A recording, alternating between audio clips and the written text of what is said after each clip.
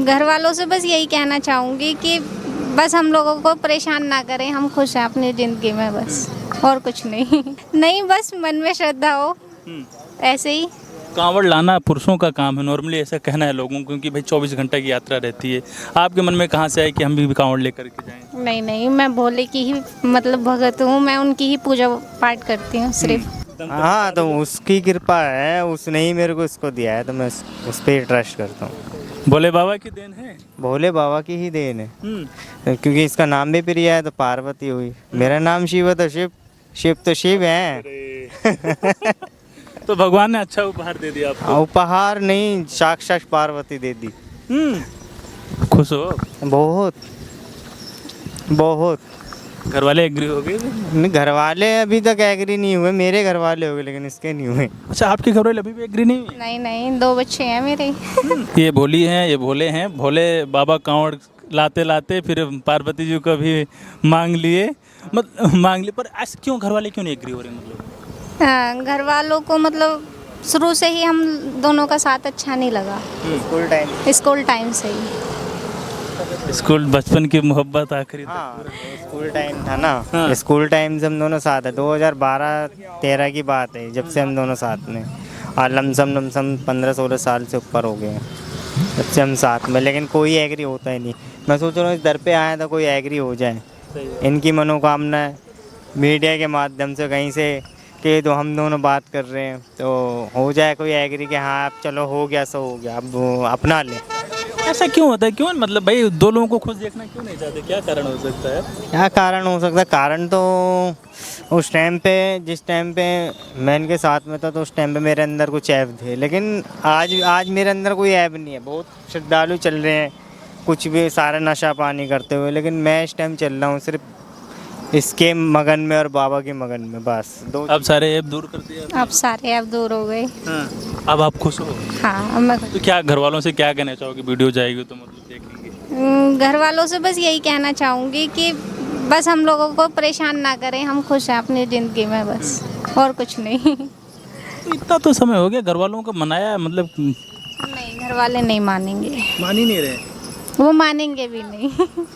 लेकिन भगवान ने चाहा तो मान ही जाएंगे। ये दो भोले थे, बचपन के मोहब्बत यहाँ तक पहुँचाई।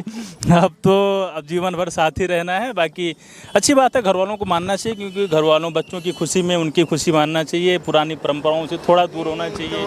ये जो पुरानी परंपरा चलती आ रही है जब से हमारे समाज में, हमारे देश में, कुछ गाँवों में, तो इसमें ऐसा नहीं है कि गलत है, गलत बहुत चीज़ें हैं, लेकिन जब गलत को सही करा जा सकता है ना, तो वो गलत नहीं है।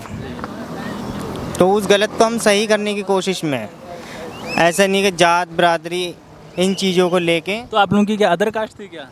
हाँ, मदर कास्ट, अदर कास्ट इसलिए नहीं मानते? इसलिए नहीं मानते। चलो अब मान जाएंगे, ऐसा हम भी विश्वास करते हैं। वो ठीक भगवान है। भोलेनाथ की कृपा है। हाँ, लड़कियों को एक चीज़ नॉर्मली लड़कियां इतने जहाँ हजारों की भीड़ है लोगों की, लड़कियां सेफ हैं, कोई समस्या तो नहीं थी कांवड़ की यात्रा में? नहीं नहीं, वैसे हमें कोई समस्या नहीं हुई, कोई भी किसी भी प्रकार की।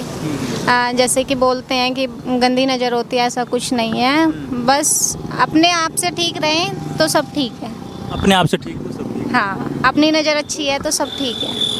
खैर सही बात है। मतलब गवर्नमेंट की तरफ से यहाँ लड़कियों के लिए कुछ स्पेशल मिला नहीं मिला? नहीं नहीं, कुछ भी स्पेशल नहीं ये है। चीज़ें थोड़ा। हाँ, ये आप लोग कैसे मैनेज करते हो? मतलब क्योंकि लड़के कहीं कपड़ा चेंज कर सकते हैं, कहीं रह सकते हैं, कहीं आप लोग कैसे मैनेज करते हैं? हाँ, अब तो कर ही रहे हैं। मैरिज कहीं मतलब रुकते हैं तो उनसे ही बोल देते हैं कि हमें पहले, हम जब रुकेंगे हमें नहाने की और कपड़े चेंज करने की सुविधा मिले, तो वो बोल देते हैं। आप बोले, क्या बोले?